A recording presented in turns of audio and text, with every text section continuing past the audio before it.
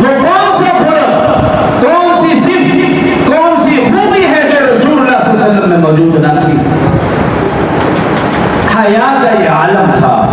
حضرت ابو سعید خدری رضی اللہ عنہ فرماتے ہیں رسول اللہ صلی اللہ علیہ وسلم پردہ نشین کنواری لڑکی سے بھی زیادہ حیادار تھے۔ یہ رسول اللہ صلی اللہ علیہ وسلم کی خوبی تھی۔ اس لیے فرمایا اذا لم تستحی فاصنع ما شئت، جب تم میں حیا نہیں پھر جو چاہے کرتے پھرو۔ تواضع کا یہ عالم تھا۔ رسول اللہ صلی اللہ علیہ وسلم فقیروں کے ساتھ، غریبوں کے ساتھ بیٹھ کر کھانا فرماتے تھے، غلاموں کے ساتھ بیٹھ کر کھانا تناول فرماتے تھے۔ جب آپ صحابہ میں تشریف فرما ہوتے تھے رسول اللہ صلی اللہ علیہ وسلم نے کبھی اونچی نشست اختیار نہیں فرمائی، پوری صحابہ کرام کے درمیان میں تشریف فرما ہوتے تھے۔ خوش اخلاقی کا یہ عالم تھا۔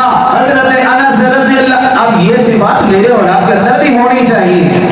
جب میں اور آپ آقا صلی اللہ علیہ وسلم سے محبت کا دم بھرتے ہیں تو اصل مقصد یہ ہے کہ وہ خوبیاں میرے اور آپ کے اندر بھی ہوں۔ نام تو ہم لیں آقا کا لیکن سارے کام بے حیائی والے ہوں۔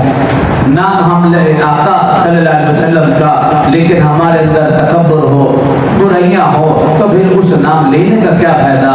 رسول اللہ صلی اللہ علیہ وسلم کی عاجزی اور انکساری کا عالم دیکھیے۔ ایک شخص ملنے آیا، سلام کیا، ہاتھوں میں بوسہ دینا چاہا، آپ نے ہاتھ کھینچ لیا، فرمایا جو یہ اجلی بادشاہوں کا طریقہ ہے، میں بادشاہ نہیں ہوں، میں تو تم میں سے ایک مرد ہوں۔ ما انا رجل منکم، تواضع کی یہ حالت ہے۔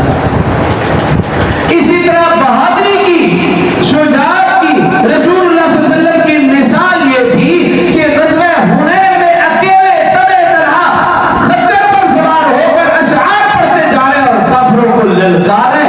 آقا صلی اللہ علیہ وسلم کی آواز جہاں تک پہنچی اللہ نے کافروں کے دلوں میں روک ڈال دیا۔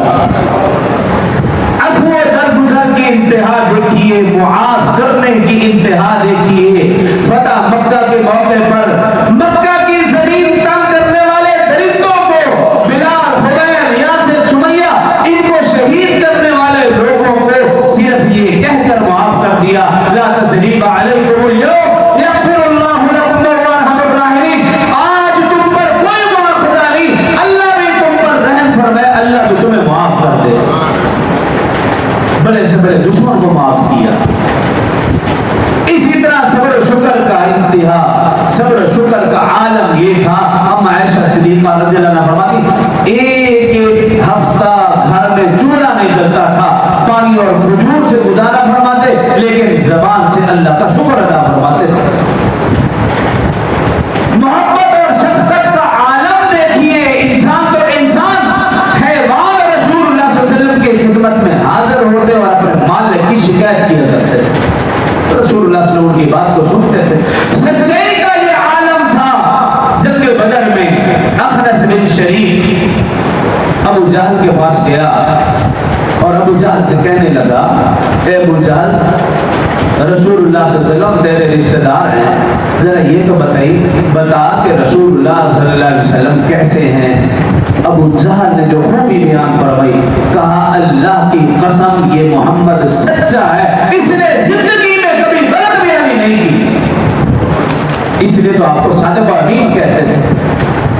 اب یہ خوبیاں رسول اللہ صلی اللہ علیہ وسلم میں پائی جاتی تھی جو کہ میرے اور آپ کے اندر بھی ہونی چاہیے، لیکن میں اور آپ دیکھیں اپنے آپ کو تو ہمارے اندر ان میں سے کوئی بھی خوبی نہیں پائی جا رہی۔